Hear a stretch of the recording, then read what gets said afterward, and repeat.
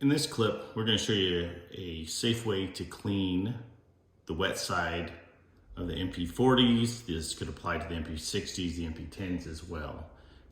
If you have them completely covered in chlorine algae like these are, really need cleaned. It's common out there to use a diluted vinegar solution.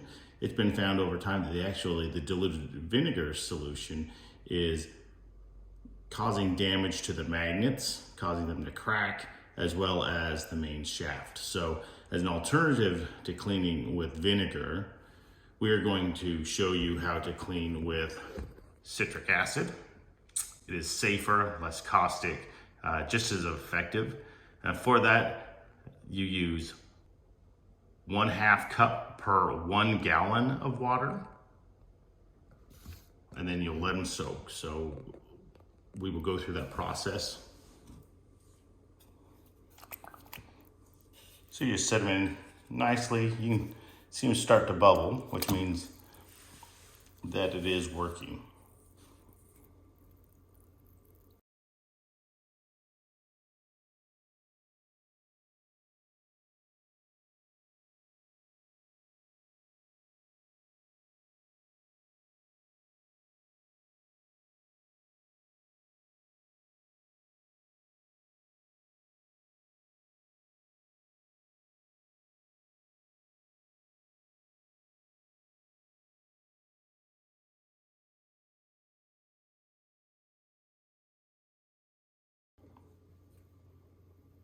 It's been sitting in this solution for about an hour. You can see it's bubbled off quite a bit. The next step in this process is to just get a toothbrush and help brush off the extra remaining debris and go from there.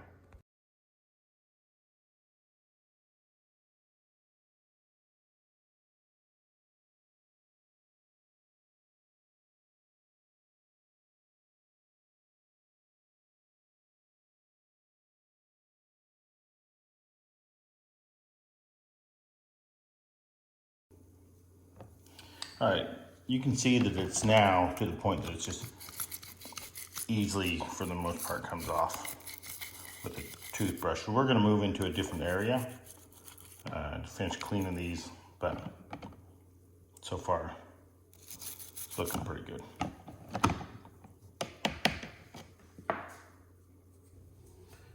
So we're just gonna take these out of the current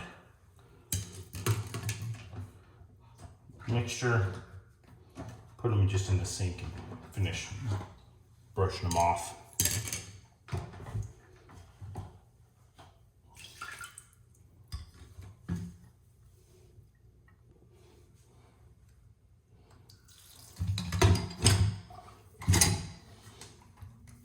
And put a stopper in them so that we don't waste more water than we actually need to for this.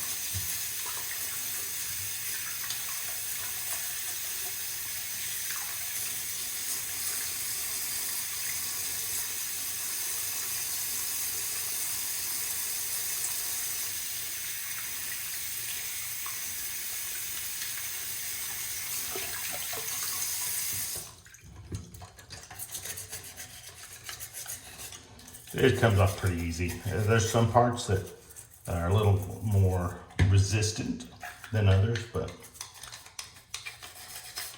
really makes it a lot easier to clean compared to trying to figure out how to scrape it off while it's dry.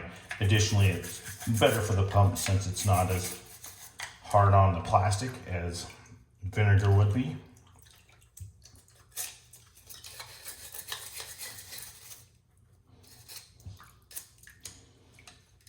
Some of these extra pieces just seem a little bit tough.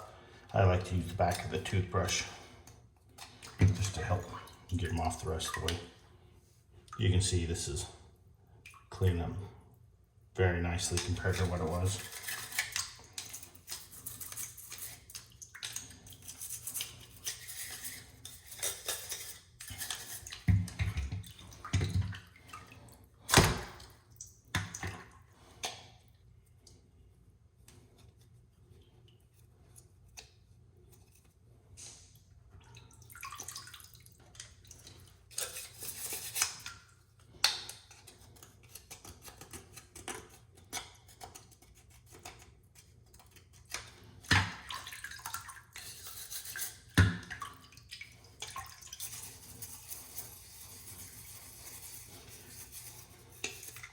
I like to use a toothbrush on the back of the pumps as well, just to make sure that it cleans out any micro debris in that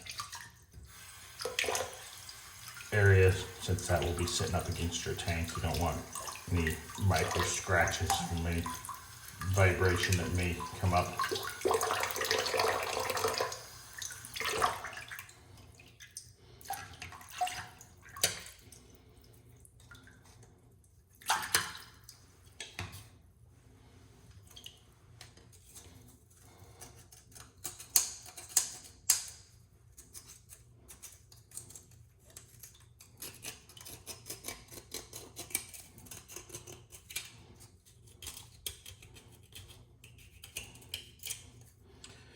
Depending on how much time you want to take to do these, you can have them completely spotless. However, also have to keep in mind the downtime for your tank. So if you're doing this in the middle of normal operation hours of your tank, you probably want to get them put back on as soon as possible, so that you don't have no or reduced flow in your tank for too terribly long.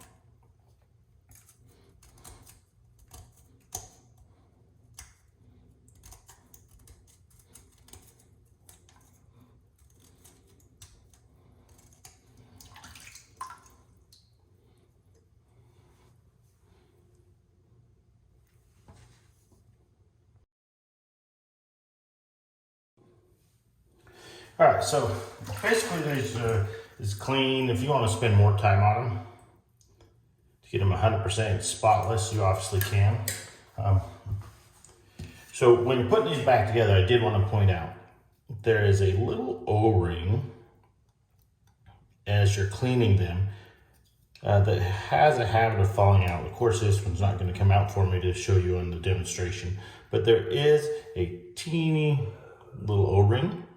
So make sure when you're putting them back together that that is back in there. Also, this lid, when you go to put it on, make sure the shaft goes in the center hole, and then it is clockwise to take it off, counterclockwise to put it on. So remember, when you're pulling these apart, it's clockwise.